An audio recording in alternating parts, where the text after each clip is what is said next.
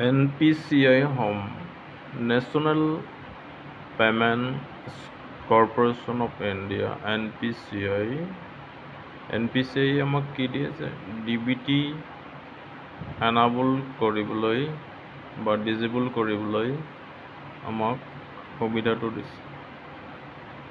DBT যিটো direct benefit transfer, যিটো গভৰ্ণমেণ্টৰ যিবিলাক স্কিমৰ টকা বা তেনেকুৱা ধৰণৰ যিবিলাক বেনিফিচিয়াৰী স্কিমৰ টকা ডাইৰেক্ট বেনিফিটটো ট্ৰেন্সফাৰ কৰি দিয়াৰ কাৰণে বেনিফিচিয়াৰীসকলক, তো যিসকল একাউণ্ট হোল্ডাৰ থাকে, যিসকলে গভৰ্ণমেণ্ট স্কিমৰ সুবিধা টকাসমূহ নিজৰ একাউণ্টত ট্ৰেন্সফাৰ কৰাৰ কাৰণে যিটো DBT system, direct benefit transfer, সেই ছিষ্টেমটো কৰাৰ কাৰণে অনলাইন যোগে তুমি NPCI national payment corporation of ইণ্ডিয়াৰ ৱেবছাইটত গৈ তাতে যদি ক্লিক কৰি দিয়া হয়, তেতিয়াহ'লে তুমি কি দেখা পাবা যে নেশ্যনেল পে'মেণ্টছ কৰ্প'ৰেশ্যন অফ ইণ্ডিয়াৰ ৱেবছাইটটো এনেকৈ খোল খাব।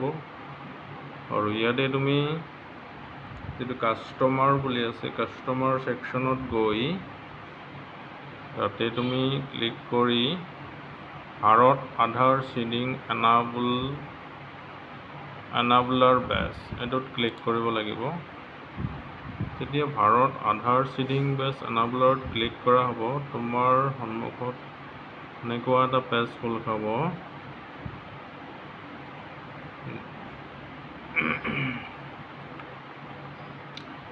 এই পেজটোত তুমি দেখা পাবা বাওঁফালে যিটো পেনেল দিয়া আছে, লাষ্ট পেনেলত তুমি দেখিছা যে আধাৰ চিডিং / ডিচিডিং। আধাৰটো তুমি চিডিঙো কৰি ল'ব পাৰা, ডিচিডিঙো, মানে কোনোবা এটা তোমাৰ বেংক একাউণ্ট আধাৰৰ সৈতে কোনোবা এটা আধাৰটো মেপিং কৰা আছে, আধাৰটো তোমাৰ কোনটো একাউণ্টৰ লগত মেপিং কৰা আছে সেইটো হ'ল চিডিং। আৰু যদি কোনোবাটো একাউণ্ট আধাৰৰ লগত লিংক হৈ আছে অলৰেডি, সেইটো একাউণ্ট তুমি ডিচিডিং কৰিব খোজা, কাটি দিব খোজা মেপিংটো আধাৰৰ সৈতে সেই একাউণ্টৰ, তেতিয়াও তুমি কৰি ল'ব পাৰা। তেতিয়া ডিচিডিঙত ক্লিক কৰি তোমাৰ মোবাইলত OTP যাব, আৰু চিডিং হ'লে তোমাৰ এতিয়া আধাৰ নম্বৰটো প্ৰথমতে পুট কৰি দিব লাগিব।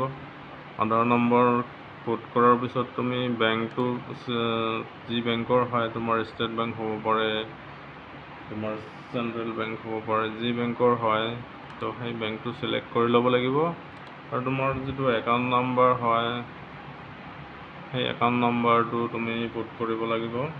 যেতিয়া তুমি একাউণ্ট নম্বৰটো পুট কৰিবা, তেতিয়া তোমাৰ কি হ'ব, তাতে তোমাৰ একাউণ্ট নম্বৰ পুট কৰাৰ পিছত তুমি কনফাৰ্ম একাউণ্ট নম্বৰ গোটেইখিনি নম্বৰ মাৰি দিয়াৰ পিছত তোমাৰ ইয়াতে বাই ছাবমিটিং ক্লিক কৰিব লাগিব। বাই ছাবমিটিঙত ক্লিক কৰি তলপিনে আছে, তলপিনে যিটো কেপচাটো মৰাৰ পিছত 123375 যি কেপচা আহে, সেইটো কেপচাটো ফিল আপ কৰাৰ পিছত তোমাৰ ছাবমিট যেতিয়া কৰিবা, তেতিয়া তোমাৰ কি হ'ব, এটা আধাৰ OTP এটা যাব কনফাৰ্মেশ্যনৰ কাৰণে। OTPটো পুট কৰাৰ লগে লগে তোমাৰ আধাৰ বেংকৰ একাউণ্টৰ সৈতে DBTটো এনাবল হৈছে নে নাই সেই লেখাটো তোমাৰ শ্ব' কৰাব নেক্সট পেজটোত। এনেকৈ তুমি আধাৰ চিডিং কৰি ল'ব পাৰা বেংকৰ একাউণ্টৰ সৈতে। যিসকল বেনিফিচিয়াৰী থাকে গভৰ্ণমেণ্ট স্কিম বা তেনেকুৱা ধৰণৰ সুবিধাবোৰ গভৰ্ণমেণ্টৰ পৰা ডাইৰেক্টলি তোমাৰ বেনিফিটটো ট্ৰেন্সফাৰ কৰি দিয়াৰ কাৰণে DBT এনাবল কৰিব লাগিব। আৰু যদি কৰা আছে, তুমি তাৰ ষ্টেটাছটো চাব পাৰা। আধাৰ মেপ ষ্টেটাছত গৈ তুমি তাৰ ষ্টেটাছটো চেক কৰিলে, আধাৰ নম্বৰ পুট কৰাৰ পিছত তোমাৰ কেপচা মাৰি যেতিয়া চেক ষ্টেটাছ কৰাৰ লগে লগে OTP এটা যাব। জাষ্ট তোমাৰ OTPটো এণ্ট্ৰি কৰাৰ পিছত এনাবল হৈ আছে নে নাই সেইটো লেখাটো ওলাই দিয়ে। যদি নাই, এনেকৈ এনাবল কৰি লওঁ, চিডিং কৰি লোৱাৰ লগত। তো এইটোৱে হ'ল DBT direct benefit transfer, DBT enable and disable, অৰ্থাৎ চিডিং আৰু ডিচিডিং।